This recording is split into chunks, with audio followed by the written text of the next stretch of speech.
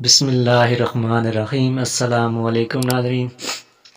Baghdad میں ایک نان بھائی تھا۔ وہ بہت اچھے نان کلچے لگاتا تھا اور دور دور سے دنیا اس کے گرم گرم نان خریدنے کے لیے آتی تھی۔ کچھ لوگ بعض اوقات اسے کھوٹا سکہ دے کر چلے جاتے، جیسے ہمارے ہاں بھی ہوتے ہیں۔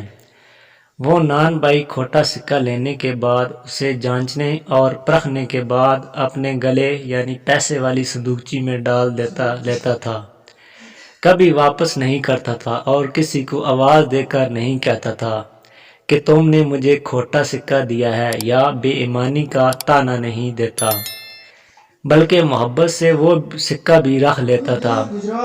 جب نان بھائی کا آخری وقت آیا تو اس نے پکار کر اللہ سے کہا، اے اللہ، تم اچھی طرح سے جانتا ہے کہ میں تیرے بندوں سے کھوٹے سکے لے کر انہیں اعلیٰ درجے کے خوشبودار گرم گرم صحت مند نان دیتا رہا اور وہ لے کر جاتے رہے۔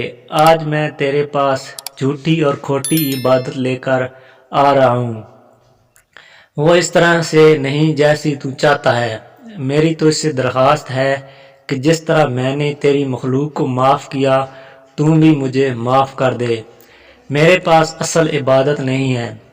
بزرگ فرماتے ہیں، کسی نے خواب میں دیکھا تو اونچے مقام پر فائز تھا اور اللہ نے اس کے ساتھ وہ سلوک کیا جس کا وہ متمنی تھا۔